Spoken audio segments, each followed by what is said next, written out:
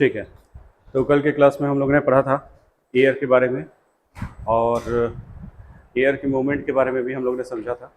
Air में जो atmosphere में जो एयर हैं उसका कंपोजिशन समझा था, और एटमॉस्फेयर के वेरियस लेयर्स के बारे में समझा था। नाउ अब हम लोग का जो टॉपिक रहेगा वो क्लाइमेट एंड वेदर के बारे में समझना है ना, मौसम एंड जलवायु। हाँ, अभी बताएंगे, अभी टेम्परेचर के बारे में बताएंगे। ओके।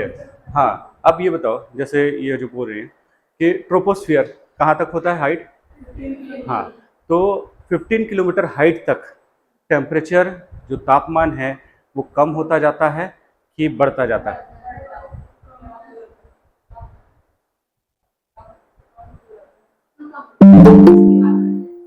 कम होता जाता है, ठीक है ना। तो ट्रोपोस्फियर में विथ हाइट टेम्परेचर रिड्यूस होता जाता है, तापमान कम होता जाता है। अब 15 से 50 किलोमीटर कौन सा लेयर था? स्ट्रेटोस्फियर। हिंदी में क्या था? समताप मंडल। अब समताप मंडल में टेम्परेचर हाइट के साथ इंक्रीज होता है कि डिक्रीज होता है? तापमान बढ़ जाता है। और क्यों बढ़ता है? क्यों बढ़ता है? खाली जगह करके गर्म हो जाता है। ओजोन, ओजोन के कारण से ओजोन यूवी रेस को एब्जॉर्ब कर लेता है, इसलिए टेम्परेचर गर्म हो जाता है। अब इसके बाद स्ट्रेटोस्फियर के बाद हम मेसोस्फियर में चले गए, है ना। तो उसमें क्या होता है? टेम्परेचर डिक्रीज होता है कि इंक्रीज होता है? डिक्रीज होता है, उसमें तापमान घटता जाता है। इसके बाद हम चले गए थर्मोस्फियर में। उस समय टेम्परेचर क्या होता है? इंक्रीज होता जाता है, इंक्रीज होता जाता है। और उसके बाद कौन सा लेयर है? एक्सोस्फियर। उसमें टेम्परेचर बढ़ता जाता है। तो दो ही लेयर है जिसमें टेम्परेचर घटता है, वो है एक ट्रोपोस्फियर, क्षोभ मंडल, और दूसरा मेसोस्फियर। क्योंकि क्या है, हाइट के साथ टेम्परेचर कम होना चाहिए था आइडियली, स्ट्रेटोस्फियर में भी कम होना चाहिए था। ओजोन के कारण से वो गर्म हो जाता है, अदरवाइज हाइट के साथ टेम्परेचर कम होता जाता है, क्योंकि कार्बन डाइऑक्साइड नहीं है। कार्बन डाइऑक्साइड जो ग्रीन हाउस गैस है वो नहीं है। बट और हाइट में क्या दिक्कत था कि सन से नजदीक हो जाता है करके गर्म होने लग जाता है, ठीक है। अब सोचो, पानी की जो बूंद आती है बाहर ऊपर से, वो सारे लेयर से होते हुए आ जाती है ना। जैसे अगर बाय द वे स्नो के फॉर्म में आना था या बर्फ के फॉर्म में आना था, गिरना था, तो उसको सडनली एक्सोस्फीयर मिला, गर्म हो गया, हो सकता है इवेपोरेट हो जाए, बादल बन के क्लाउड बना दी वहीं पे, है ना। फिर किसी तरीके से अगर वो नीचे भी पहुंच गया, कहाँ पे? थर्मोस्फीयर में, फिर से गर्म हो गया, इवेपोरेट हो गया, फिर से बादल बना दिया। अब इसके बाद वो किसी तरीके से किस में पहुंचा? मेसोस्फीयर में। अब मेसोस्फीयर में जाने के बाद उसको थोड़ा सा फिर से कंडेंसेशन होगा, संघनन होगा, है ना। संघनन हुआ, इसके बाद फिर वो क्या हुआ? किसमें गया? स्ट्रेटोस्फीयर में गया, टेम्परेचर फिर से राइज हो गया, बढ़ गया। अब इसके बाद फिर पानी की बूंद कहाँ आई? ट्रोपोस्फियर में, फिर टेम्परेचर डिक्रीज हो गया, है ना। हम लोग उल्टा से सोच रहे हैं, ठीक है, जो पानी की बूंद का सोच रहे हैं, तो टेम्परेचर डिक्रीज हो गया, तो फिर से कंडेंसेशन हो गया, फिर बारिश के फॉर्म में गिरा। तो ये जो अभी आज पानी की बूंद गिरी है वो इस सारे फॉर्म से होके गिरी है, ठीक है ना। तो आज हम लोग पढ़ेंगे कि आज का मौसम खराब है कि वेदर खराब है, कि जलवायु खराब है, कि क्लाइमेट खराब है। आज का क्या खराब है? हाँ, वेदर खराब है। हिंदी में क्या खराब है? जलवायु, मौसम। तो आज का जो बोलते हैं वो है वेदर या मौसम। तो मतलब वेदर और क्लाइमेट, मौसम और जलवायु में क्या अंतर है, क्या डिफरेंस है? ठीक है, और कुछ बताओ। Very good. हाँ हाँ हाँ, और वेरी गुड। हाँ, और जलवायु क्या है?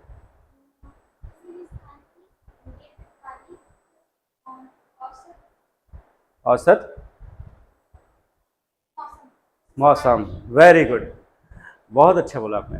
क्या है कि momentarily state of the weather, मतलब वेदर नहीं बोलना चाहिए, कि टेम्परेचर एंड प्रेसिपिटेशन एक पर्टिकुलर मोमेंट में, एक क्षण में है ना, या कुछ क्षण में जो टेम्परेचर और बारिश का या ह्यूमिडिटी का जो कंडीशन है उसको हम क्या बोलेंगे, वेदर, मौसम। तो मौसम हमेशा से क्षणिक बताता है, मोमेंटरली स्टेज बताता है। और जब परसिस्टेंटली सेम टाइप का वेदर रहता है, लगातार सेम मौसम रहता है, तो वो जो एवरेज कंडीशन बनता है वेदर का, औसत जो मौसम की दशा बनती है, वो क्या हो जाती है, क्लाइमेट, जलवायु। तो यस, तो देखो वेदर,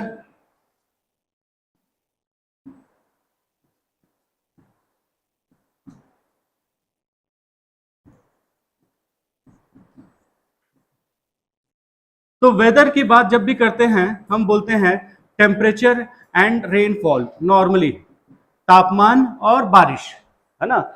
इसकी जो अवस्था है, इसका जो कंडीशन है, दैट इज व्हाट, वेदर। वो क्या है, वेदर। कब, एक पर्टिकुलर टाइम पीरियड में, और वो टाइम पीरियड बहुत छोटा होना चाहिए, है ना, टाइम पीरियड बहुत छोटा होना चाहिए। जैसे आज दिन का वेदर खराब है, सुबह का वेदर खराब है, शाम का अच्छा हो गया, ये सुबह शाम मतलब एक मोमेंट है ना, एक समय का, छोटा सा क्षण का, उसको बताता है वेदर। जबकि क्लाइमेट क्या होता है, एवरेज वेदर कंडीशंस, औसत मौसमी दशा, लॉन्गर टाइम के लिए, फॉर द लॉन्गर पीरियड। कितना लॉन्गर,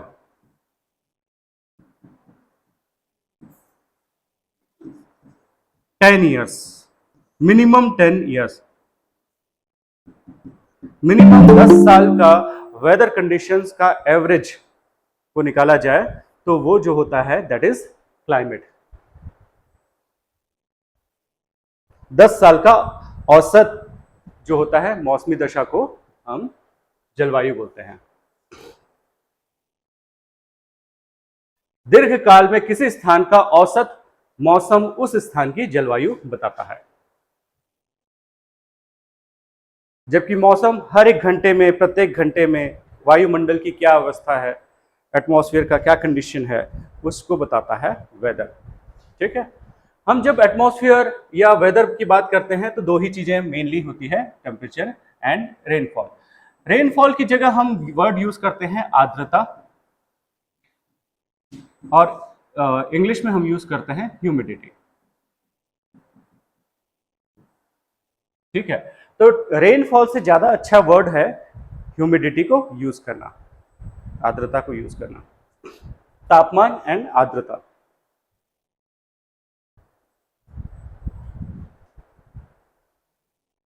तो व्हाट इज टेम्परेचर, तापमान क्या है?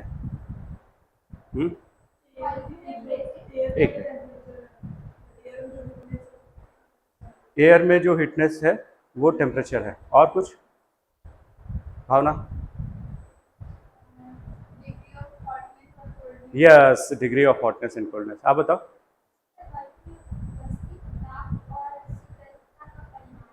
हाँ, तो क्या है कि ये एक फीलिंग है, फीलिंग समझना ये, क्योंकि टेम्परेचर को फील करके ही समझा जाता है। तो कितना गर्म और कितना ठंडा, degree of hotness and degree of coldness, that is called temperature या तापमान। डिग्री मतलब ये नहीं डिग्री कि डिग्री सेल्सियस, डिग्री सेल्सियस की बात नहीं कर रहे हैं हम। किसकी बात कर रहे हैं? आपको गर्म लग रहा है कि ठंडा लग रहा है ना, दैट इज तापमान, टेम्परेचर। तो इसमें क्या लिखा है देखो, वायु में मौजूद ताप एवं शीतलता के परिमाण को तापमान कहते हैं। Measurement of hotness and coldness is called temperature.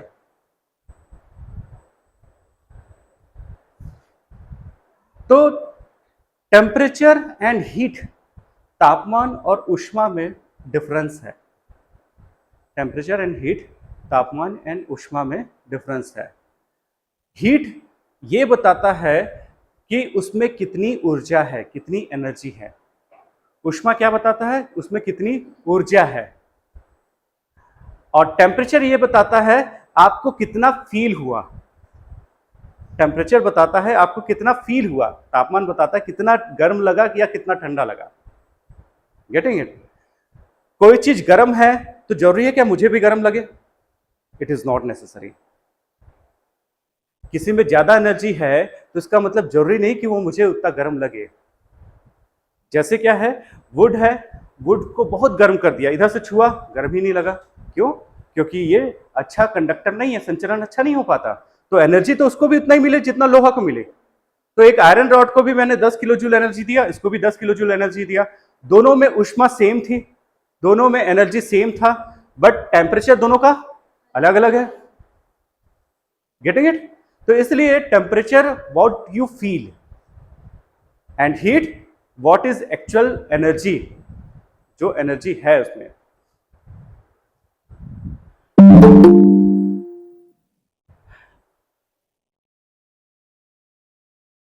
ठीक है, अब क्या है, जैसे टेम्परेचर को मेजर करने के लिए हम क्या मेजर करते हैं, क्या यूज करते हैं? थर्मा हाँ क्या? थर्मामीटर, थर्मामीटर यूज करते हैं। और अगर हम लोगों को प्रेशर मेजर करना है,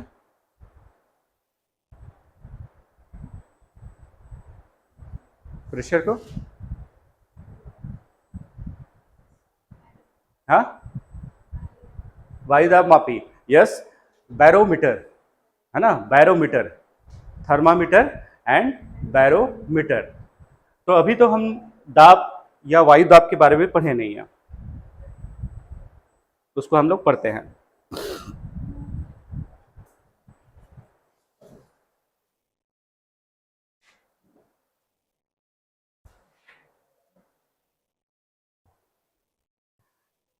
तो ठीक है, देखो ये जो गर्ल है वो देख रही है वो थर्मामीटर, ये जो देख रही है ये है बैरोमीटर। अब कितनी बारिश हुई ये नॉर्मली किस में मेजर किया जाता है? कितनी बारिश हुई मतलब हम किस टर्म में बताते हैं? जैसे पेपर में आता है कि आज इतना रेनफॉल हुआ, तो वो किस टर्म में? यस, मिलीमीटर या सेंटीमीटर में। तो क्या किया जाता है, जो मीटरोलॉजिकल डिपार्टमेंट है, मौसम विभाग, उनके पास एक इस टाइप का फनल जैसा रहता है ना, कीप जैसे बोलते हैं वो ऐसा रहता है। तो उसमें कितना बारिश हुआ तो वो कितना मिलीमीटर हुआ उसको डिसाइड किया जाता है कि रेनफॉल कितना हुआ। ठीक है ना? तो वाटर रेन गेज बोलते हैं सर इसको, rain gauge. Yes, rain gauge जो लिखा हुआ है रेन गेज, उसको रेन गेज बोला जाता है। तो एक गेज में कितना पानी अंदर आया।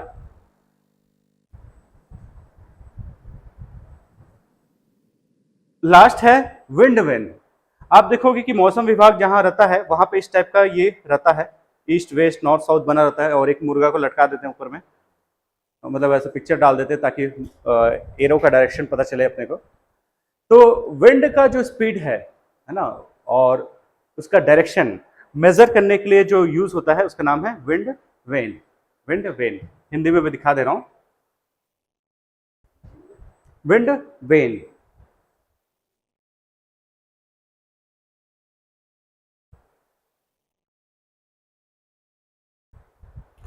वात दिग्दर्शी, और यह है वर्षा मापी। अब ये टेम्परेचर इंक्रीज क्यों होता है अर्थ का? टेम्परेचर इंक्रीज क्यों होता है अर्थ का? नहीं, वो तो कार्बन डाइऑक्साइड तो रोकता है, हीट को रोकता है, वो अपने आप में बढ़ाता नहीं है टेम्परेचर। सनलाइट के थ्रू। सनलाइट, सन से, सूर्य से आने वाले विकिरण, सन से आने वाले रेडिएशन से टेम्परेचर आता है। तो इनकमिंग सोलर रेडिएशन को हम क्या बोलते हैं? इंसोलेशन।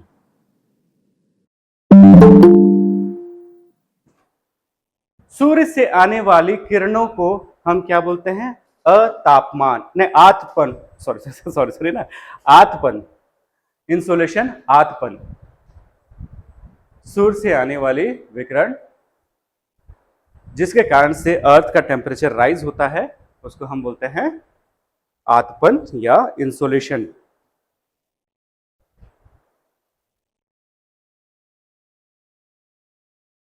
इसको हम सूर्य तप भी बोलते हैं, क्योंकि सूर्य से आने वाला तापमान है ये। Insolation, incoming solar radiation. अब जब सन से जो एनर्जी आती है विकिरण के फॉर्म में, रेडिएशन के फॉर्म में, वो एक एनर्जी है और उससे उससे अर्थ जितना गर्म हुआ वो क्या है, टेम्परेचर, तापमान, ठीक है ना। वो प्योर फॉर्म ऑफ एनर्जी और कितना गर्म हुआ वो है आपका temperature. That is the difference. आगे देखते हैं, जैसे हमारे यहां अर्थ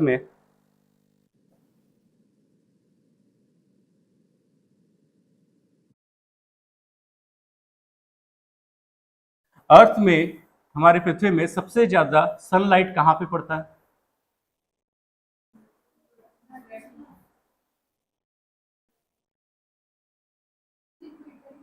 इक्वेटर पे सबसे ज्यादा जो सनलाइट है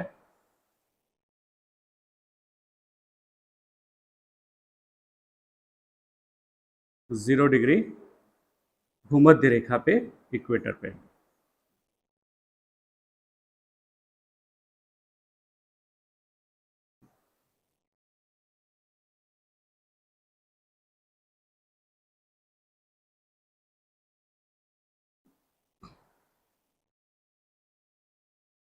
तो यहाँ पे जो सन का जो रेज है वो सीधा पड़ता है और यहाँ पे जो सन का रेज है वो टिल्टेड पड़ता है, टेढ़ा पड़ता है, तिरछी किरणें पड़ती है ना। तो जिस जगह पे सन का रेज सीधा पड़ता है वहां पे एनर्जी ज्यादा रिसीव होती होगी कि नहीं? हम बोलते हैं सीधे धूप में मत जाओ, बहुत टेम्परेचर लगेगा, गर्मी लगेगी। और जिस जगह पे टेढ़ी किरणें पड़ती हैं, तिरछी किरणें पड़ती हैं, टिल्टेड रेज पड़ती हैं, वहां पे टेम्परेचर कम होता है, यहाँ पे टेम्परेचर कम होता है और यहाँ पे टेम्परेचर हाई होता है। इसलिए आर्कटिक हो या अंटार्कटिक हो, इसको बोलते हैं आर्कटिक और इसको बोलते हैं Antarctic. Anti of Arctic is Antarctic, है ना। आर्कटिक का anti is Antarctic. Arctic northern pole में आता है और ये सदर्न पोल में आता है। तो अगर कोई पूछे कि ध्रुवीय क्षेत्र, पोलर रीजन क्यों ठंडा रहता है, क्यों फ्रोजन रहता है, तो you will say because of the tilted rays of the sun, सूर्य की तिरछी किरणों के कारण से। अब टिल्टेड होने से एनर्जी कम क्यों हो जाती है? तिरछी पड़ने से ऊर्जा कम क्यों हो जाती है? ज्यादा टाइम लगने से एनर्जी कम हो जाएगी। और कुछ बताओ।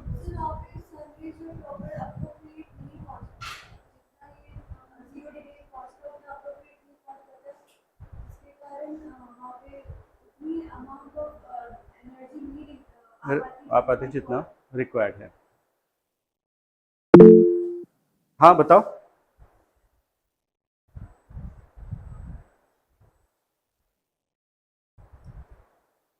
कोई और? आप जो बोल रहे थे डिस्पर्सन के कारण, हाँ डिस्पर्सन के कारण, क्या बोले अब? डिस्पर्सन के कारण, डिस्पर्शन के कारण से। हाँ, डिस्पर्शन समझते हैं? Yes please.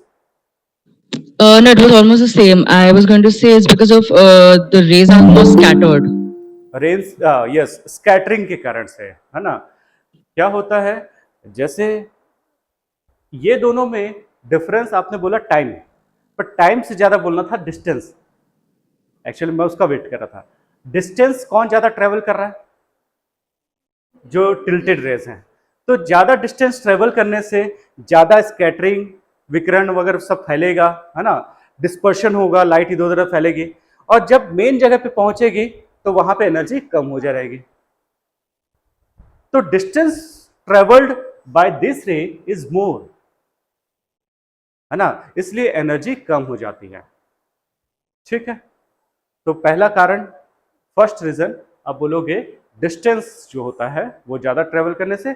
और एटमॉस्फेयर में अगर ज्यादा डिस्टेंस ट्रेवल करते हैं तो क्लाउड से फैलेगा, बादल से लाइट फैलेगी, फिर डस्ट पार्टिकल से होगा, फिर वाटर वेपर से फैलेगा, तो हर से फैलते फैलते वो पहुंचेगा फाइनली अर्थ पे, तब तक उसकी एनर्जी कम हो जाएगी। दूसरा कोई कारण है? तो ज्यादातर एनर्जी रिफ्लेक्ट हो जाता है। नहीं, रिफ्लेक्शन इज द इफेक्ट है ना। कुछ और बताओ।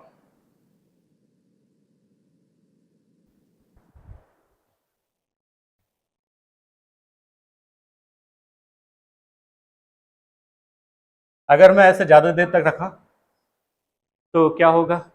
इस पे ज्यादा एनर्जी आ रही है, मैं इसको दूर किया,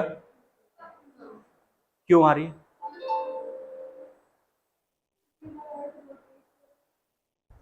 और कुछ? घर में टॉर्च को यूज किए हो, जब ऐसे दिखाते हो तो ज्यादा लाइट दिखता है। कुछ और बोलो। टॉर्च को मैंने ऐसे फैला दिया तो ज्यादा दूर तक लाइट दिख रहा है मुझे, है ना, और ऐसे कंसंट्रेट कर दिया, कुछ दूर तक लाइट दिख रहा है। टॉर्च से एनर्जी में चेंजेस आता है। इंटेंसिटी के कारण से। कुछ और बताओ। सन से तो सेम एनर्जी आ रही है, पर सेम एनर्जी छोटे एरिया में पड़े तो ज्यादा एनर्जी पड़ता है, बड़े एरिया में पड़े कम फील होता है। एनर्जी तो सेम पड़ता है बट वो डिस्ट्रीब्यूट हो जाता है बड़े एरिया में। टिल्टेड रेज क्या होता है? ज्यादा एरिया कवर करती हैं। तो अगर सन से 1 किलो जूल एनर्जी आ रही है और वो एक पॉइंट पे जा रही है, बहुत ज्यादा गर्म हो जाएगा, पर वो इतना फैल जाएगी तो किसी को फील नहीं होगा। टॉर्च के साथ भी ऐसे ही है। इसलिए जो एरिया कवर्ड होता है, जो क्षेत्र कवर करता है टिल्टेड रेज, वो ज्यादा कवर करता है, तो पर एरिया जो ऊर्जा है, एनर्जी है, वो कम रिसीव होती है। ये समझे कि नहीं प्रियंका? समझ गए ना, है ना? तो आप बताओगे कि ज्यादा एरिया कवर करता है इसलिए टेम्परेचर कम फील होता है, इसलिए हम टेम्परेचर की बात किए, है ना, क्योंकि टेम्परेचर कितना फील हो रहा है और एनर्जी तो सेम आ रही है। टॉर्च से एनर्जी है, चाहे आप पॉइंट में डालो या फैला के डालो, टॉर्च से तो सेम एनर्जी आ रही है। Getting it? ठीक है, तो ये डिफरेंस है। और इक्वेटर पे सर सीधे पड़ रहा है, इसलिए वहां पे मतलब एरिया कम कवर कर रहा है, इसलिए वहां पे ज्यादा हीट हो रहा है। अब देखो, हम लोग एक लेंस जो घर में रहता है, लेंस यूज करते हैं और ऐसे उसको पॉइंट में कंसंट्रेट कर देते हैं। कभी ऑब्जर्व किया है? कभी खेला है बचपन में इस टाइप का? लेंस रहता था तो ऐसे लेंस दिखा के, या मम्मी पापा के चश्मा को ऐसे लिखा के ऐसे पॉइंट में उसको कंसंट्रेट कर देते थे। उसमें हाथ लगा के देखना कभी, थोड़ी देर के लिए, 5 मिनट के। कागज जल जाता है सर उसमें, कागज जल जाता है। वो लेंस इतना पावरफुल होता है। अब वो लेंस में क्या अपने आप में पावर है? तो क्या किया उसने? कितना एरिया को, बस इतने एरिया का एनर्जी को उसने स्टोर करके एक पॉइंट में डाल दिया, तो इतना एनर्जी बन गया कि कागज जल जाए। कितना लेंस इतना बड़ा रहता है, इतने एरिया का धूप को बस कंसंट्रेट कर दिया उसने। तो सोचो, अगर वो इक्वेटर में उतना बड़ा एरिया का एनर्जी कंसंट्रेट हो जाता है इतने से एरिया पे, इसलिए टेम्परेचर ज्यादा होता है। Getting it? तो घर में जाके एक्सपेरिमेंट करना, कागज मत जलाना, हाथ पे ऐसे करके देखना, then you will feel the temperature.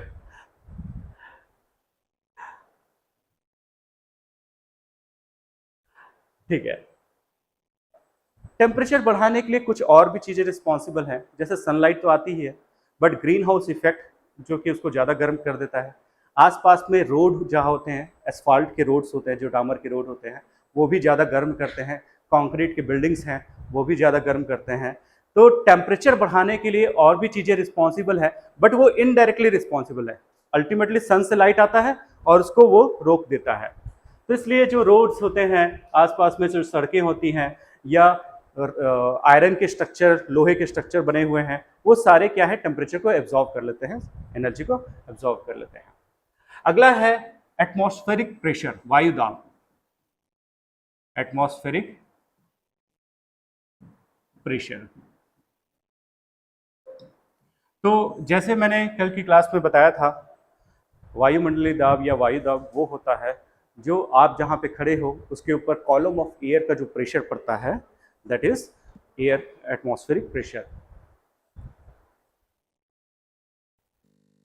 मैं फर्स्ट फ्लोर पे हूं तो मेरे पास एटमॉस्फेरिक प्रेशर ज्यादा पड़ेगा कि कम पड़ेगा as compare to ground floor?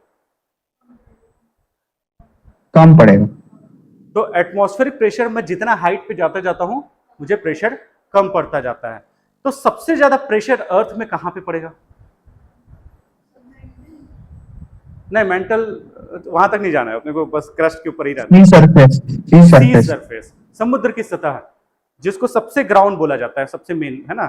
तो सी सरफेस, उस पे जो प्रेशर होता है वो सबसे हाई होता है एटमॉस्फेयर का, ठीक है ना। क्योंकि हम नहीं जानते हम कितने एलिवेशन पे हैं, रायपुर कितना हाइट पे है, कोलकाता कितने हाइट पे है, वी डोंट नो।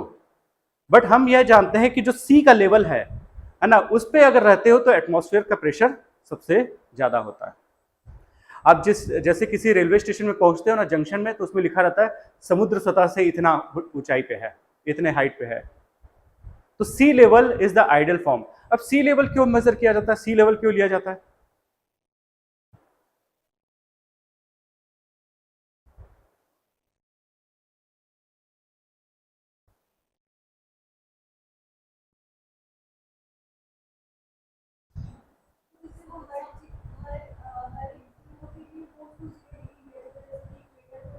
हम्म हम्म ठीक है।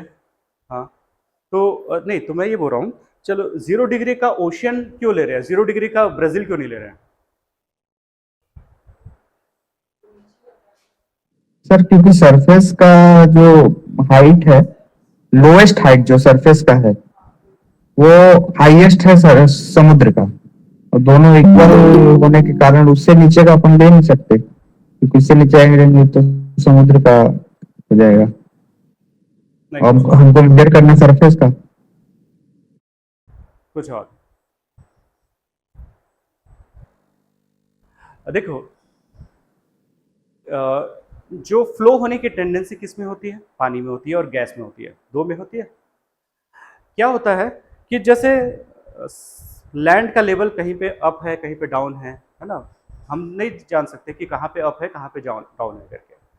बट पानी क्या करता है, पानी चाहे इक्वल और अनइक्वल सरफेस सब में बराबरी वो लेवल पे आता है। जैसे क्या है, आप देखना, जब टीवी लगाने आता है वो, तो वो एक वाटर का बबल देखता है ना। वो देखता है कि बबल बीच में है, तो क्या होगा, ये सीधा लाइन है। पर मैं थोड़ा सा भी टेढ़ा किया तो मतलब बबल ऊपर आ जाएगा, फिर ऐसे किया तो बबल ऊपर आ जाएगा। तो अगर ये टीवी को सही तरीके से उसको लगाना है, तो वो क्या करता है, पानी का बबल को चेक करता है। क्योंकि पानी की टेंडेंसी होती है वो फ्लो होकर अपना लेवल को मेंटेन कर लेता है। ओशियन हमारे अर्थ में 2/3 पार्ट पे तो क्या है, ओशियन है ना। तो कहीं पे समुद्र की सतह नीचे है, ऊपर है, कोई फर्क नहीं पड़ता, पर ओशियन जो है अपने आप को मेंटेन कर लेता है। फॉर एग्जाम्पल, एक बकेट में पानी रखो, अब बकेट का साइज में अंदर में कोई भी गड्ढा हो या ऊंचा हो, अंदर में बकेट में कुछ भी हो, पर पानी का लेवल क्या रहता है, सेम रहता है। तो पानी इज द गुड मेजरमेंट। वैसे एयर अच्छा मेजरमेंट होता, बट एयर को तो हम वहां से हाइट नहीं मेजर किया जाता एयर से, तो इसलिए water is taken as the level. अगर ओशन की जगह तालाब भी रहता, पर बहुत बड़ा तालाब रहता तो वो क्या, हम पानी का लेवल ही चेक करते हैं। तो वाटर अपने आप में बैलेंस कर लेता है, नीचे के सरफेस से उसको कोई फर्क नहीं पड़ता कि कहां पे हाइट है, कहां पे लो है। अब जहां मरियाना ट्रेंच है 11 किलोमीटर डीप, वहां पे भी सी लेवल वैसे ही है, और जहां पे हाइट है बहुत ज्यादा सन ओशियन के अंदर में, वहां भी सी लेवल सेम है, ठीक है। हाँ, तो हम बात कर रहे थे एटमॉस्फेरिक प्रेशर की। तो एटमॉस्फेयर का प्रेशर सबसे ज्यादा आप बताएं सी लेवल पे होता है। अब जब जहां पे टेम्परेचर ज्यादा पड़ता है, टेम्परेचर जहां पे ज्यादा रिसीव होता है, वहां का जो एयर है, वहां की जो वायु है, वो क्या हो जाती है, गर्म हो जाती है। और गर्म होने के कारण से एयर के जो मॉलिक्यूल्स हैं उसमें डिस्टेंस हो जाता है, वो फैल जाते हैं। एयर के मॉलिक्यूल्स फैल जाने के कारण से दे बिकम लाइटर, हल्के हो जाते हैं, दे बिकम लाइटर। और लाइटर होने के कारण से इनकी टेंडेंसी क्या होती है, ऊपर में चले जाने की। तो क्या हुआ, पहले गर्म हुआ, गर्म होने के बाद क्या हुआ, लाइट, उसके मॉलिक्यूल्स दूर दूर हुए, उसके जो अणु है, परमाणु है, दूर दूर हुए, और उसके कारण से वो हल्का हो गया, और हल्का होके वो ऊपर चला गया। कभी चाट खाए हो विजय? चाट, है ना, चाट का तवा देखियो इतना बड़ा रहता है, दूर से देखियो उसके ऊपर में क्या फील होता है, दूर से देख के गर्म है पता चल जाता है? कैसे पता चलता है? धुआं अगर नहीं है तभी भी, मैं सिर्फ तवा गर्म कर रहा हूँ, उसमें तेल नहीं डाला हूँ।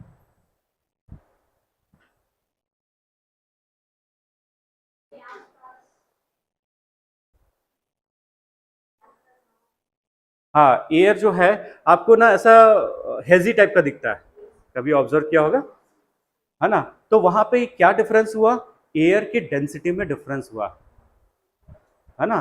क्या हुआ कि वहां का सारा एयर क्या हुआ, ऊपर चला गया, जिसके कारण से कोल्ड एयर वहां पे हुआ। तो वहां पे एक मिक्सिंग हो रहा है तवा के ऊपर में, क्या कि जैसे हॉट एयर ऊपर जा रही है और कोल्ड एयर नीचे से ऐसे जा रही है, इसके कारण से आपको एक हेजी जैसा दिखता है, क्योंकि डेंसिटी डिफरेंस हुआ। हम बोलते हैं स्टार्स ट्विंकल करते हैं, है ना, तारे चमकते हैं, तो वाकई में क्या ट्विंकल करते हैं? तो क्या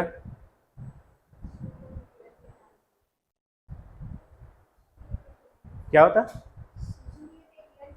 सूर्य के कारण से चमकते हैं? नहीं, तारे टिमटिमाते क्यों हैं? एटमॉस्फेयर में क्या होता है, गैसेस होते हैं, तो क्या होता है?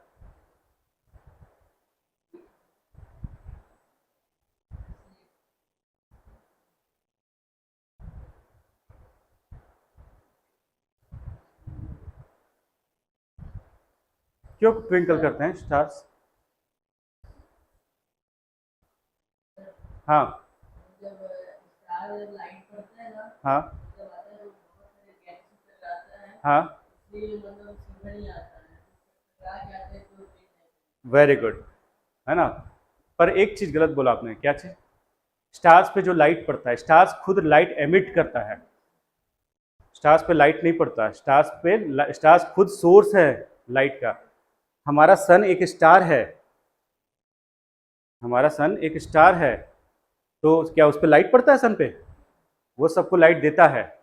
तो तारे से, स्टार से आने वाली जो रेज है वो कई मीडियम से आती है, कहीं पे डेंस एयर आता है, कहीं पे लाइट एयर आता है, तो वो ऐसे ऐसे टेढ़े मेढ़े आते आते आपको दिखता है कि तारे टिमटिमा रहे हैं।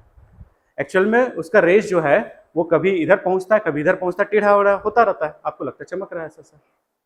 Getting it? वही जो कंसेप्ट, जो पैन के ऊपर वाला कंसेप्ट था, तवा के ऊपर वाला कंसेप्ट था, वही, क्योंकि एयर का मीडियम चेंज होने से आपको वो आपको दिखता है हेजी टाइप का, वैसी है, ठीक है ना?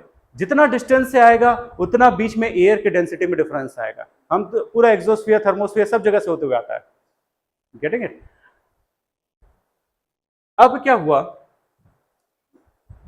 टेम्परेचर जब राइज हुआ तो जिस जगह पे एयर ऊपर चला गया, इस जगह पे, ये इस एरिया पे प्रेशर कम हो जाएगा, दाब कम हो जाएगा कि ज्यादा हो जाएगा? किस जगह पे?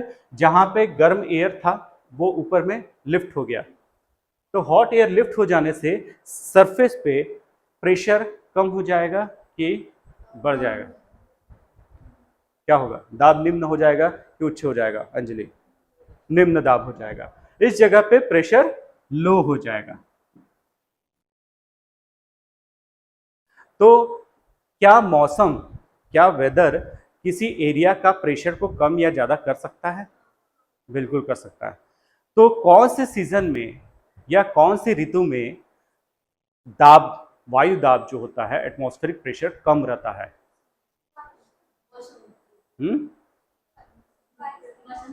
बसंत ऋतु में, बारिश में, बताओ।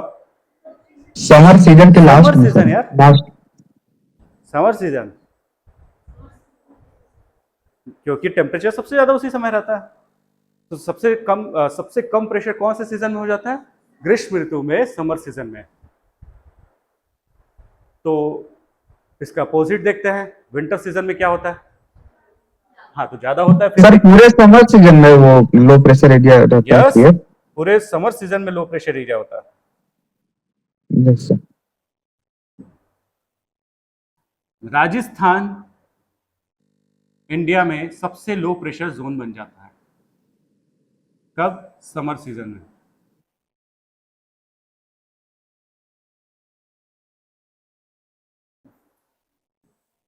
सर लेकिन ये न्यूज वाले मतलब पर्टिकुलर किसी मंथ में ऐसा क्यों बोलते हैं कि लो प्रेशर एरिया क्रिएट हो गया है समुद्र में? इसके लिए हम लोग को क्लाइमेट पढ़ना पड़ेगा कि इसके अलावा और कौन कौन सा चीज है जो प्रेशर को चेंज कर सकता है। हम तो सिंपली टेम्परेचर देख रहे हैं। जब बारिश होती है ना उस समय जेट स्ट्रीम एक रोल प्ले करेगा जो कि एटमॉस्फेयर का प्रेशर को कम ज़्यादा करता है, तो इसलिए उसको वेट करो, है ना, उस पर अपन आएंगे बाद में। तो मानसून के सीजन में कौन लो प्रेशर बनाता है या हाई प्रेशर बनाता है वो सिर्फ टेम्परेचर रिस्पॉन्सिबल नहीं होता, फिर वो जेट स्ट्रीम आएगी, साइक्लोन आएंगे, बहुत सारी चीज़ें आएंगे। अभी हम सिंपल कीप इट सिंपल वाला चीज़ है। अब देखते हैं विंटर सीजन, शीत ऋतु। विंटर सीजन में जो एयर है वो कोल्ड है। कोल्ड होने के कारण से ये डेंस ज़्यादा हो जाता है, डेंस ज़्यादा हो जाता है, और डेंस होने के कारण से वो क्या हो जाता है, क्या होता है, क्या होता है, हैवी हो जाता है। डेंस होने के कारण से हैवी हो जाता है, भारी हो जाता है, और भारी होने के कारण से वो नीचे आता है। तो प्रेशर बढ़ जाएगा कि कम हो जाएगा? बढ़ जाएगा। जब एयर का प्रेशर आपके ऊपर आ रहा है तो वो प्रेशर बढ़ा देता है। तो विंटर सीजन में प्रेशर ज़्यादा होता है और समर सीजन में प्रेशर कम होता है।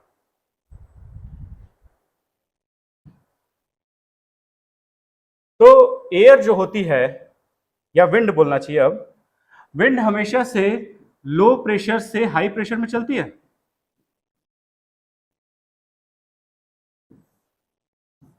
कि हाई प्रेशर से लो प्रेशर में चलती है? कौन सा साइड में एरो बनाओ? उच्च दाब से निम्न दाब कि निम्न दाब से उच्च दाब? हाई से लो, तो इधर बनाओ एरो। यस। तो एयर जो है उसका मूवमेंट कब होता है, विंड कब चलती है? जब कहीं पे हाई प्रेशर और कहीं पे लो प्रेशर। हवा ही इसलिए चलती है।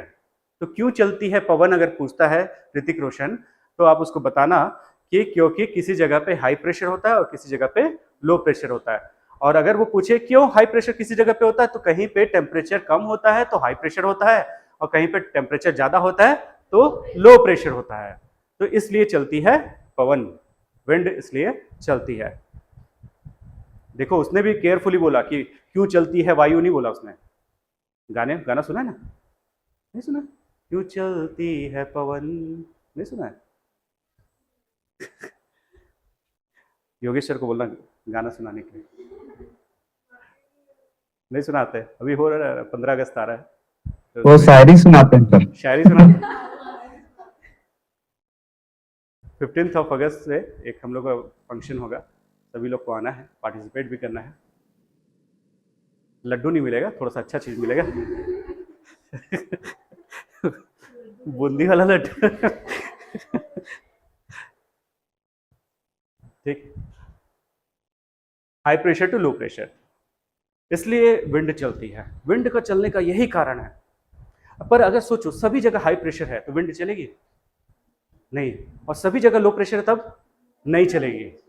ये दिक्कत है कि जब हम बोलते हैं कि आसपास में बिल्कुल भी विंड नहीं चल रही, एयर नहीं चल रही, मतलब कहीं पे भी लो और हाई का डिफरेंस नहीं आ रहा है, तो एयर क्यों चलती है फिर, मतलब विंड क्यों चल रही थी? टेम्परेचर को डिस्ट्रीब्यूट करने के लिए चल रही है।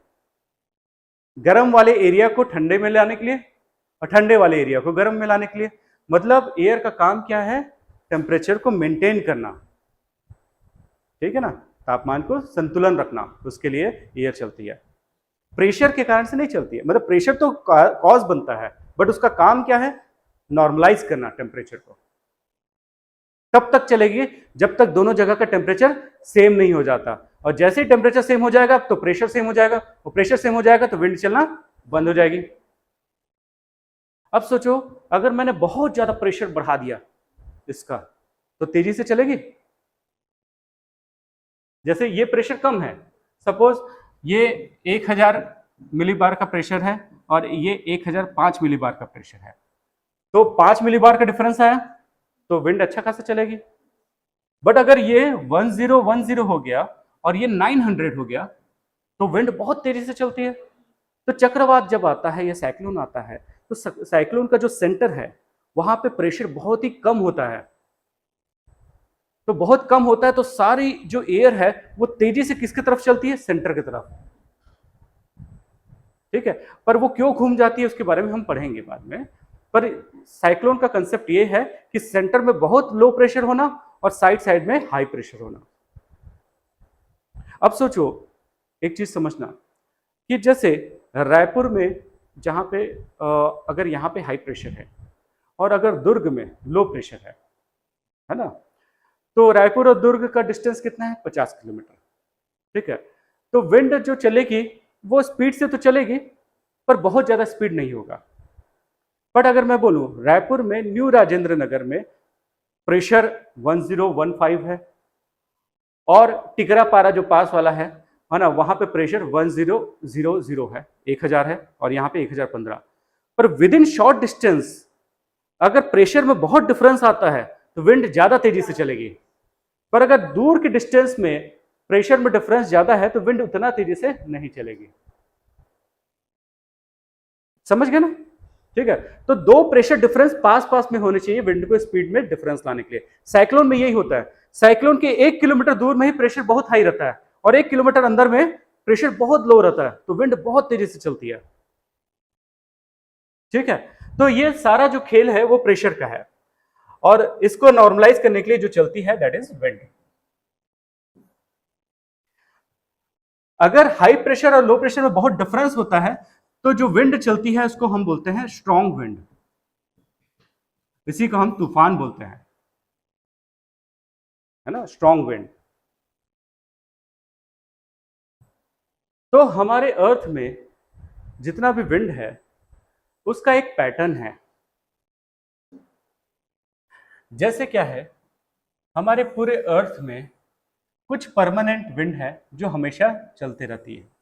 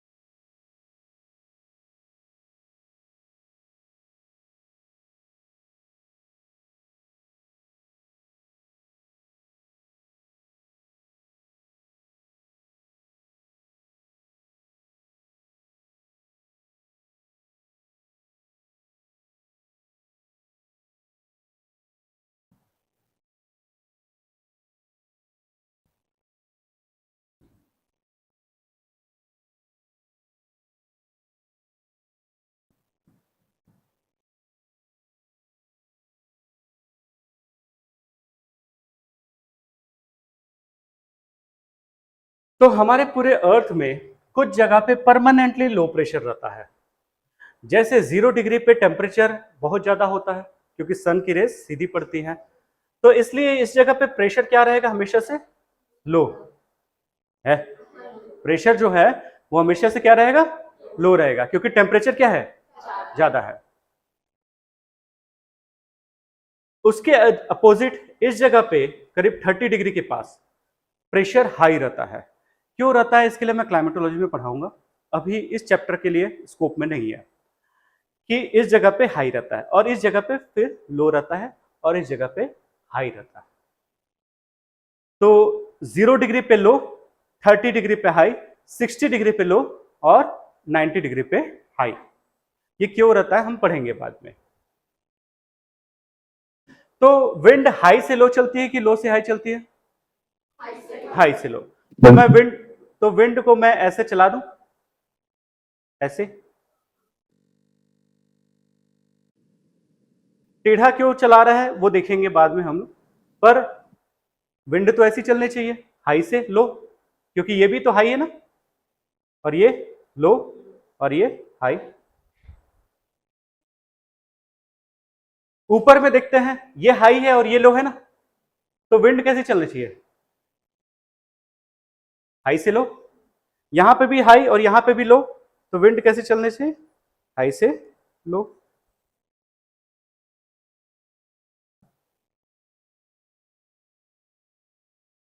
ये दोनों के बीच में कौन सा हाई है, दिस वन, और ये लो, तो विंड कैसे चलना चाहिए, high to low.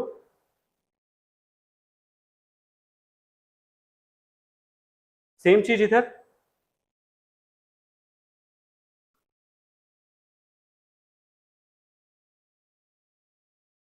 Like this.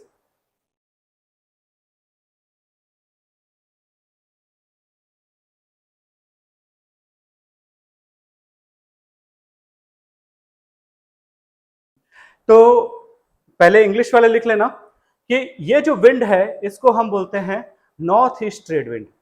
ऊपर वाली जो विंड है उसको हम बोलते हैं नॉर्थ ईस्ट ट्रेड विंड, और नीचे वाली जो विंड है इसको हम बोलते हैं साउथ ईस्ट ट्रेड विंड। ऊपर का नॉर्थ ईस्ट ट्रेड विंड, नीचे का साउथ ईस्ट ट्रेड विंड। इसके ऊपर वाली जो विंड है ये जो है एंड दिस वन, इसको हम क्या बोलते हैं, वेस्टर्ली। क्या बोलते हैं, वेस्टर्ली। स्पेलिंग यहां पे लिखा हुआ है, देखो वेस्टर्लीज करके लिखा है, वेस्टर्लीज।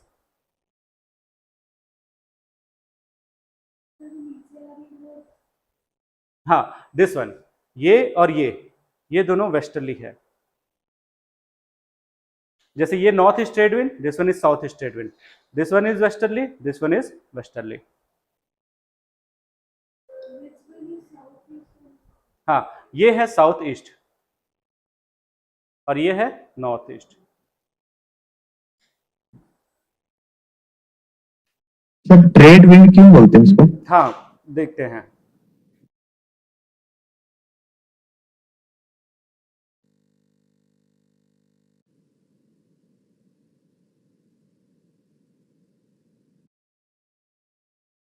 इसके बाद ये जो विंड है this one and this one, इसको हम क्या बोलते हैं, ईस्टर्ली। ठीक है, easterly, easterly, westerly, easterly.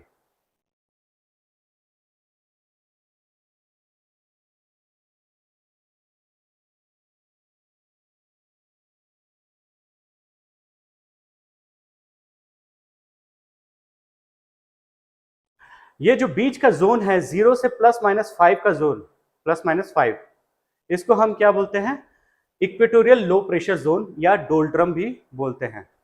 Doldrum या equatorial low pressure zone. I show in Hindi also, wait. इसको हम बोलते हैं doldrum, you can see here.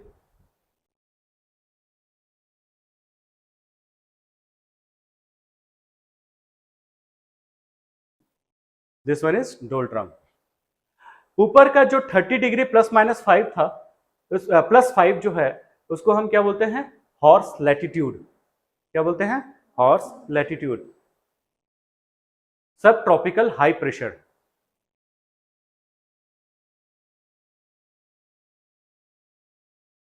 और उसके ऊपर वाले को सब पोलर लो प्रेशर और उसके ऊपर हाई प्रेशर। तो ये जो है ये जोन है, ध्यान रखना, दिस इज जोन, है ना। और ये जो क्या है, ये विंड है, ये है विंड, ये है जोन। ये जो विंड है ये परमानेंट है, इसको इसलिए हम इसको परमानेंट विंड बोलते हैं या प्लैनेटरी विंड बोलते हैं। ठीक है, ये हमेशा चलती हैं, इसलिए हम इसको प्लैनेटरी विंड या परमानेंट विंड चलते हैं बोलते हैं।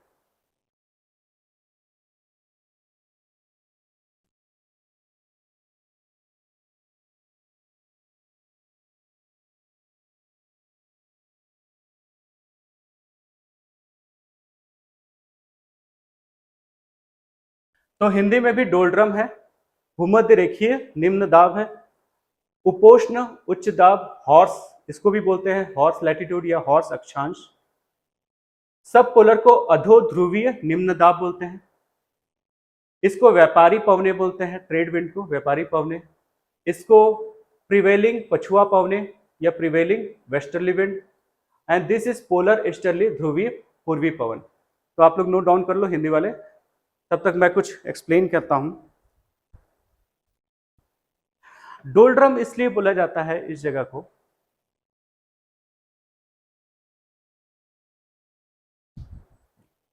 चलो पहले लिख लो,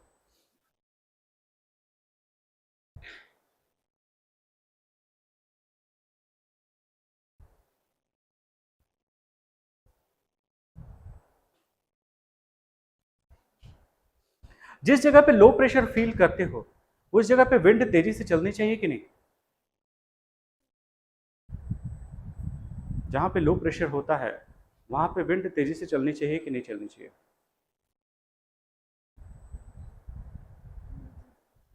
क्यों नहीं चलनी चाहिए? जब लो प्रेशर हो गया तो विंड तो ऊपर चला गया, पर साइड से विंड आएगी ना, तो आपको हमेशा से विंड चलते हुए समझ आएगी। तो इसलिए गर्मी के दिन में हमेशा से विंड चलते हुए समझ आती है, इसलिए बैडमिंटन आप गर्मी के दिन में नहीं खेल पाते, है ना। कोई भी जो स्पोर्ट्स है वो गर्मी के दिन में नहीं खेल पाते हैं। क्यों नहीं खेल पाते? क्योंकि हमेशा हवा चलती रहती है। ठीक है, तो डोलड्रम वाले एरिया पे हमेशा से विंड बहुत तेजी से चलती रहती है। जितना लो प्रेशर होगा उतना तेजी से विंड चलेगी। लो प्रेशर होगा, एयर ऊपर चलेगी, आसपास से विंड उसको कैप्चर करने के लिए आई। अब इसके अपोजिट सोचते हैं, विंटर सीजन में जब पूरा का पूरा एयर प्रेशर एक जगह पे पड़ा हुआ है तो उस समय विंड का मूवमेंट ज्यादा होता होगा? नहीं होता होगा। कैसे नहीं होता होगा?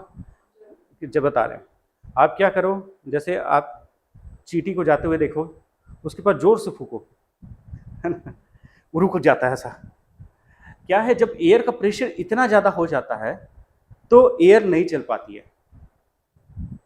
किसी चीज पे इतना ज्यादा प्रेशर डाल दो तो एयर नहीं चल पाती है। तो जहां, क्योंकि विंटर सीजन में क्या होता है, एयर का प्रेशर बहुत हाई होता है तो एयर नहीं चलती है। पर समर सीजन में एयर का प्रेशर बहुत लो होता है तो साइड साइड से एयर चलती है। इसलिए जितने स्पोर्ट्स होते हैं वो विंटर सीजन में होते हैं। आप सोचो, आर्चरी कर रहे हो, धनुष बाण वाला जो है खेल कर रहे हो, और बहुत ज्यादा विंड चल रही है, तो कैसे आप करोगे? Getting it? तो क्या होता था, ये जो विंड है, जैसे डोलड्रम वाले एरिया, वहां पे विंड बहुत तेजी से चलती है। पहले शिप में इंजन रहता था, पहले जो शिप है वो मेनली पाल पर्दा वगैरह से चलते थे, पर्दा वगैरह लगाते थे ना, उससे शिप का मूवमेंट होता था। तो क्या है, शिप उसी जगह पे चल पाती थी जिस जगह पे लो प्रेशर है, क्योंकि एयर बहुत तेजी से चलता है। तो it helped them to do the business, व्यापार करने में इनको हेल्प होता था, ट्रेड करने में इनको हेल्प होता था। इसलिए इस विंड का क्या नाम है? ट्रेड विंड, व्यापारी पवने। ठीक है, यूरोपियन कंट्रीज जो भी है, ये लोग शिप से ही आते थे और शिप से वापस जाते थे, तो विंड उनको हेल्प करती थी।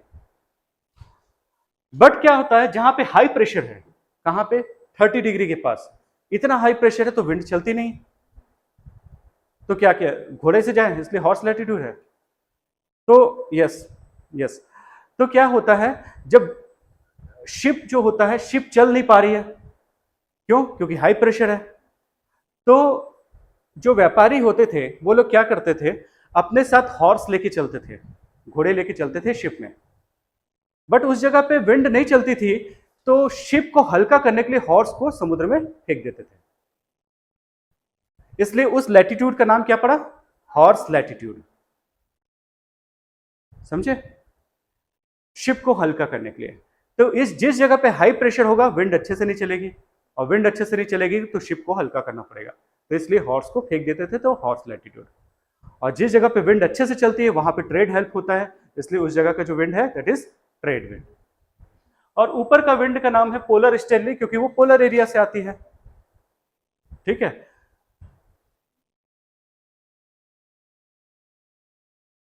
विंड में दूसरा एक विंड होता है जिसको हम लोग सीजनल विंड बोलते हैं, जिसको हम मौसमी पवनें बोलते हैं, जैसे मॉनसून। सीजनल विंड वो होती है जो कि एक पर्टिकुलर सीजन में अपना डायरेक्शन चेंज कर देती है। जैसे ये प्लैनेटरी विंड हमेशा से सेम डायरेक्शन में चलती है, पर जो सीजनल विंड है एक पर्टिकुलर सीजन में विंड का डायरेक्शन चेंज हो जाता है। मॉनसून का लिटरल मीनिंग ये है, मॉनसून निकला है मौसम से, और उसका लिटरल मीनिंग ये है जहां पे हवा की दिशा का विपरीत हो जाना। Reversal of the direction of the wind is called monsoon. तो मॉनसून क्या हुआ? सीजनल विंड हुआ ना। तीसरा है स्थानीय पवने, लोकल विंड। स्थानीय पवने या लोकल विंड क्या होता है? वहां के एक स्पेसिफिक कंडीशन में, वहां के वेदर कंडीशन के कारण से या वहां की टोपोग्राफी के कारण से वहां पे वो चलती है। स्थलाकृति कई बार ऐसा होता है कि माउंटेन बना हुआ है, प्लेटू बना हुआ है, या तो यहाँ पे बारिश हो रही है, उसके कारण से जो विंड लोकली चलती है उसको हम क्या बोलते हैं? लोकल विंड या स्थानिक पवने। जैसे कल पूछा था उन्होंने ब्रीज, किसने पूछा था? ऑनलाइन में पूछा था उसने ना। तो क्या होता है कि कोस्टल एरिया में दिन के समय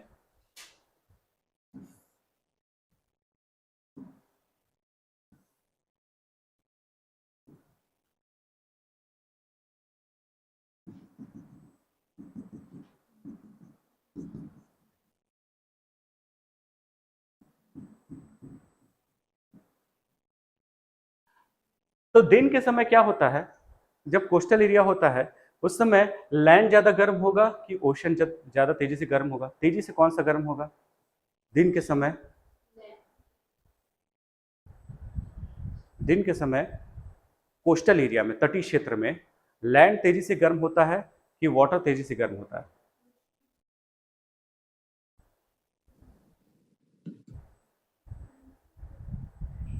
Land.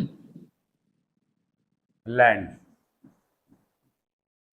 कभी भी तेजी से जो गर्म होता है वो लैंड होता है। क्यों?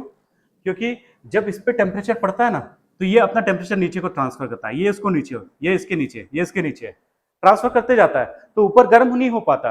पर लैंड क्या एक अच्छा कंडक्टर है? सुचालक है? वो नहीं है। वो नीचे के टेम्परेचर को ट्रांसफर ही नहीं करता, तो कौन जल्दी गर्म हो जाता है?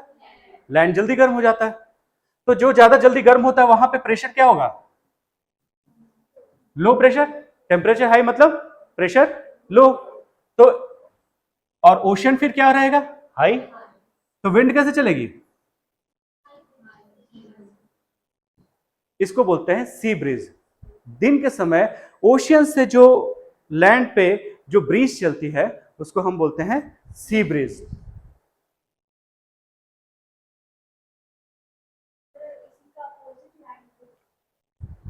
और ब्रीज को हिंदी में मैं पढ़ के आया और लिखा भी है, समीर बोलते हैं। ठीक है ना, समीर। हाँ हाँ, अब रात के समय बताएंगे, ये तो दिन के समय की बात हुई। ब्रीज को क्या बोलते हैं? समीर, पवन का झोंका है। हाँ, पवन तो क्या है? तेजी से चलता है, उसका धीरे धीरे वाला फॉर्म जो है दैट इज समीर। अब नाइट हो गया, अब नाइट कर देते हैं।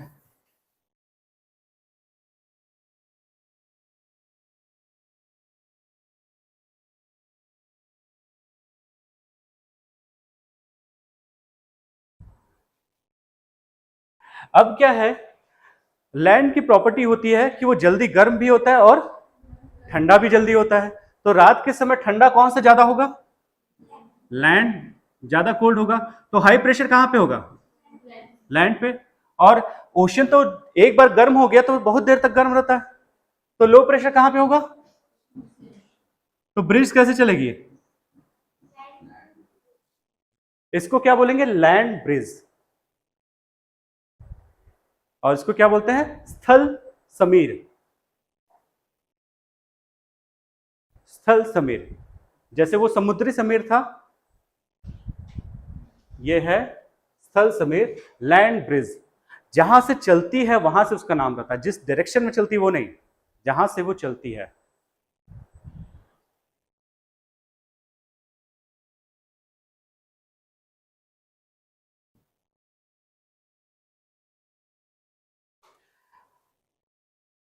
अब यही प्रेशर डिफरेंस के कारण से साइक्लोन्स आते हैं।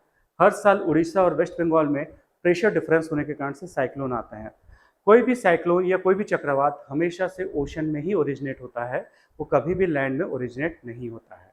हम पढ़ेंगे कि क्यों नहीं होता करके, पर ये याद रखना चक्रवात हमेशा से समुद्र में उत्पन्न होता है, जमीन पे नहीं होता। जब वो लैंड फॉल करता है, लैंड पे फुटफॉल करता है, तो वो खत्म हो जाता है, धीरे धीरे करके खत्म हो जाता है। ठीक है। तो हर साल जून और अक्टूबर के सीजन में कोस्टल एरिया ऑफ उड़ीसा और West Bengal experiences the severe form of cyclones. हर साल ऐसा होता है कि साइक्लोन्स एक्सपीरियंस करते हैं, और इसका रीजन वही होता है कि प्रेशर में डिफरेंस। तो एक महाचक्रवात सुपर साइक्लोन आया था भुवनेश्वर में, ये आया था 1999 में, है ना, 1999 में, जहाँ पे विंड की स्पीड 260 किलोमीटर पर आवर के आसपास हो गया था, जिसके कारण से बहुत हैवी लेवल पे डिवास्टेशन हुआ था, बहुत नुकसान हुआ था, बहुत लोगों की डेथ हो गई थी। अब तो हम प्रिपेयर हो जाते हैं, आजकल साइक्लोन का शेल्टर मिल जाता है, अनुमान पूर्वानुमान भी बहुत ज़्यादा होता है, अर्ली वार्निंग सिस्टम बन गया है, इसके कारण से हम थोड़ा सा बच जाते हैं। नहीं तो पास्ट में जितने कच्चे घर होते हैं, है ना, वो खराब टूट जाते थे, उसकी छतें जो है उड़ जाती थी, तो ऐसा होता था। तो हमने टेम्परेचर, प्रेशर के बारे में समझ लिया, विंड के बारे में समझ लिया, अब रेनफॉल के बारे में हम समझेंगे नेक्स्ट क्लास में। ठीक है, ये अकेला चैप्टर है, उसमें लिख तो दिया है सारा चीज़, पर समझाने के लिए बहुत कुछ होता है। ठीक है, तो इट टेक्स टाइम। तो नेक्स्ट क्लास में फिर मिलते हैं, हम मॉइस्चर या आर्द्रता या ह्यूमिडिटी के बारे में पढ़ेंगे। नमी और आर्द्रता में क्या डिफरेंस है, ह्यूमिडिटी एंड मॉइस्चर में क्या डिफरेंस है, मुझे अगले क्लास में बताना। ह्यूमिडिटी एंड मॉइस्चर, नमी और आर्द्रता में क्या डिफरेंस है। ठीक है, कोई डाउट है तो पूछो।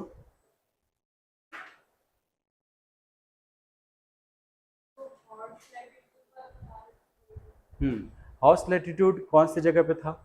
हाई प्रेशर वाले एरिया पे था कि लो प्रेशर वाले एरिया पे था?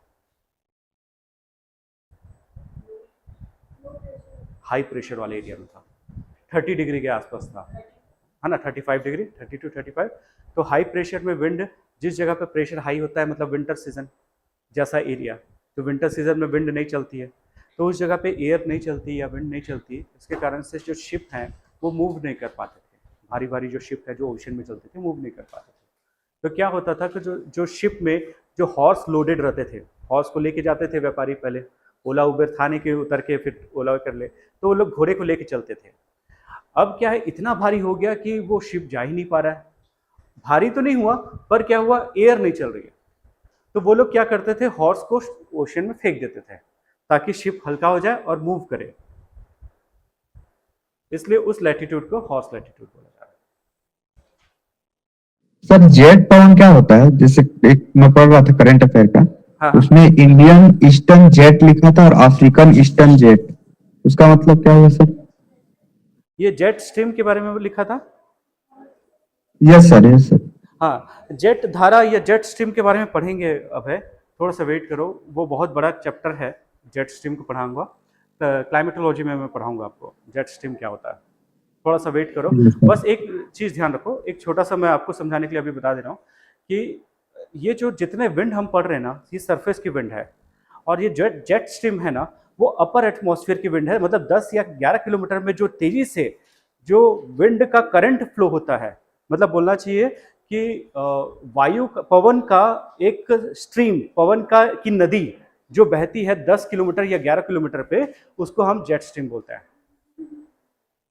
जी जी सर। हाइट पे जो विंड चलती है वो जेट स्ट्रीम वो होती है। जेट जेट इसलिए बोलते हैं क्या सर कि शायद हाँ, वो उस प्लेन जेट व्लेन के स्ट्रीम के कारण? कारण से ही सारे जो फ्लाइट है उसका नाम जेट स्ट्रीम पड़ा है, जेट पड़ा है, जो फ्लाइट जेट यस वगैरह बोलते हैं ना, उसी के कारण से पड़ा है।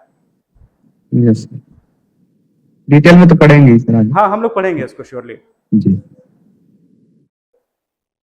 ठीक है, और कोई डाउट? चलो ठीक है, फिर मिलते हैं नेक्स्ट क्लास में। Thank you sir. Sir sir yes please. Sir एक क्वेश्चन था कि वो जो राजस्थान में है जो सैंड है, हाँ, तो दिन के समय बहुत हीट के समय बहुत गर्म होता है सैंड, यस। और रात में बहुत ठंडा होता है, ये क्यों होता है? हाँ, अब बताओ, जैसे सैंड और सॉइल में क्या बेसिक डिफरेंस है? अच्छा, इनका क्वेश्चन है, सुन लो। ये बोल रहे हैं कि सैंड डे के टाइम में जो रेत होता है, डे के टाइम में बहुत गर्म हो जाता है और रात के समय में बहुत ठंडा हो जाता है। ऐसा क्या कारण, इसका कारण क्या है? सैंड, हाँ।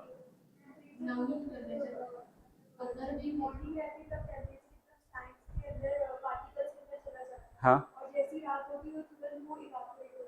तो हाँ, तो क्यों तुरंत से हो जाता है, क्यों तेजी से हो जाता है? हाँ, पोर्स हैं सैंड में, डीप तक जाता है? नहीं। सर वो क्ले, सिल्ट और क्ले जो उसमें नहीं रहता है, और उसमें केवल मतलब सैंड, मतलब एक ठोस कण होता है जिस जो टेम्परेचर को ज्यादा एब्जॉर्ब करता है सर। हाँ, और मॉइस्चर भी है सर, उसमें मॉइस्चर नहीं होता है बिल्कुल। सैंड और सॉइल में क्या डिफरेंस है? सैंड में सिर्फ सैंड होता है, रेत बस होता है। सॉइल में सैंड तो होता है, पर चिकनी मिट्टी और सिल्ट, क्ले, ये सारा चीज होता है। तो सिल्ट क्ले होने से अंदर का मॉइस्चर अंदर में रहता है। अगर मॉइस्चर खत्म हो गया इवन सॉइल में भी, तो वो भी तेजी से गर्म और तेजी से ठंडा होगा। ये तो जो नमी है उसको मॉडरेट करके रखती है। तो सैंडी एरिया में सॉइल में मॉइस्चर नहीं होता या सैंड में मॉइस्चर नहीं होता, इसलिए वो तेजी से गर्म और तेजी से ठंडा होता है। एक चीज सोचो, हमको बोलते हैं जब बाहर में लू चल रही है तो पानी पी के निकला करो। बॉडी में अगर पानी नहीं होगा तो बॉडी का टेम्परेचर तेजी से गर्म होगा और तेजी से ठंडा होगा। उसको नॉर्मलाइज करने के लिए हम क्या करते हैं? पानी पी के निकलते हैं, ताकि बॉडी का टेम्परेचर तेजी से गर्म और तेजी से ठंडा ना हो। Getting it? ठीक है, तो इसलिए एक्सेसिव गर्मी में पानी पीना चाहिए, पी के निकलना चाहिए। मनोजित? यस सर, ठीक है, थैंक यू सर। ओके, चलो बाय।